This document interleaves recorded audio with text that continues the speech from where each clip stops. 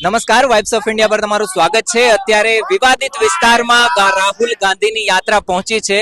આ વિસ્તાર એટલે વિવાદિત વિસ્તાર અને અહીંયા અત્યારે એક સભા થવાની છે અને એની સાથે રાહુલ ગાંધીની કોર્નર મીટિંગ પણ થવાની છે। અત્યારે જે રીતના રાહુલ ગાંધી છે અહીંયા સભા કરવાના છે, પરંતુ એનએસયુઆઈના જેટલા પણ નેતા છે એ બધા અહીંયા પહોંચ્યા છે। એનએસયુઆઈના નેતા સાથે જ વાત કરીશું। મોટાભાઈ, તમારા નેતા આવી રહ્યા છે।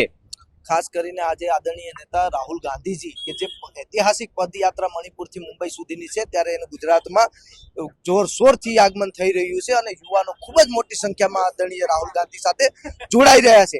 આ ભ્રષ્ટાચારી ભાજપની સરકાર જે વારંવાર વિદ્યાર્થીઓ હોય, યુવાનો હોય, ખેડૂતો હોય, આની ઉપર અત્યાચાર કરતો આવ્યો છે, ત્યારે આ યુવાનો અને વિદ્યાર્થીઓ રાહુલજીની યાત્રામાં જે ન્યાયનું હક માંગવા માટે જ્યારે રાહુલજી નીકળ્યા ત્યારે આ યુવાનો આ રાહુલજીની યાત્રામાં ખંભેથી ખભો મિલાવી અને આ યાત્રામાં રહેવાનું છે અને આવનારી લોકસભામાં પણ આ યુવાનો આ ભારતીય જનતા પાર્ટીની સરકારને તેનો સાચો ચહેરો છે એ દેખાડી દેવાની છે। જે એને અભિમાન છે, જેને યુવાનો અને વિદ્યાર્થીઓ પર અત્યાચાર કર્યા છે, એનો જડબાતોડ આ યુવાનો છે એ જવાબ દેવાના છે। અચ્છા, બીજા પણ યુવાનો અત્યારે આવ્યા છે રાહુલ ગાંધીને જોવા માટે? હા। અચ્છા, ક્યાંથી આવ્યા? કહું ગોધરાના જ છો કે? હા। અચ્છા, બરોબર। કેટલા લોકો આવ્યા તમે? 5-6 જણ। 5-6 લોકો। અને બાકી તો ભીડ તો વધારે છે પાછળ? એ તો બીજા બધા છે। અચ્છા, ઓકે। તમારું નામ શું છે? પ્રકાશ નાયક। અચ્છા, ક્યાંથી આવ્યા? ખેડા। ખેડાથી? હા, યસ। અહીંયા ખેડાથી ગોધરા? હા, છે ખેડાથી ગોધરા। બરોબર। એનએસયુઆઈ ની કેટલી ટીમ આવી છે તમારી? અમારી સાથે ઘણા બધા વિદ્યાર્થીઓ આવ્યા છે। અચ્છા, યસ। કયા કયા મુદ્દાઓ રજૂ કરવાના છે, જો કદાચ તમને સાંભળે તો? અમને સાંભળે તો અમે બેરોજગારી પર, પછી વિદ્યાર્થીઓ જે અન્યાય થઈ રહ્યો છે, બધી બાબતો પર અમે રજૂઆત કરવાની છે। બીજા પણ બધા જે નેતા છે બધા આવ્યા છે, એનએસયુઆઈ ના કાર્યકર્તાઓ છે આવ્યા છે, રાહુલ ગાંધી જિંદાબાદના નારા લગાવી રહ્યા છે।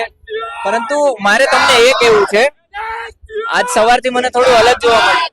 એનએસયુઆઈ ના નેતા છે જય શ્રી રામના નારા લગાવી રહ્યા છે, એટલે આ અલગ રીતના બધું ચાલી રહ્યું છે। શું ચાલી રહ્યું છે?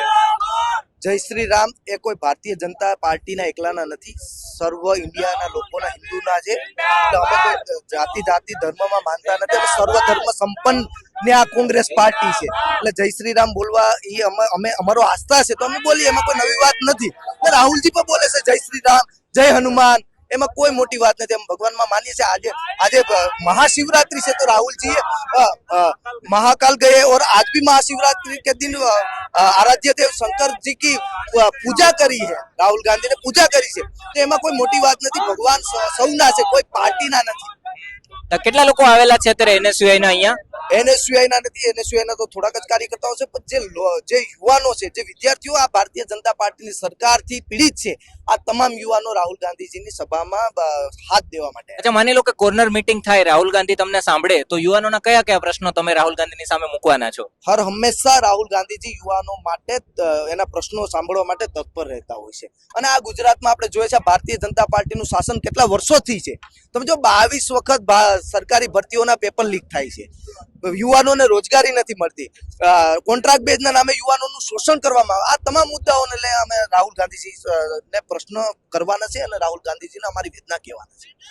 તો આ હતા એનએસયુઆઈ ના કાર્યકર્તાઓ કે જે અત્યારે પહોંચ્યા છે।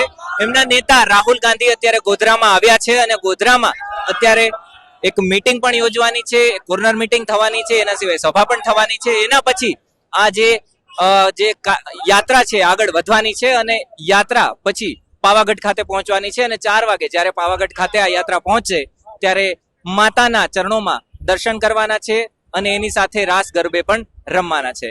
નમસ્કાર, વાઇબ્સ ઓફ ઇન્ડિયા સાથે હું સમીર।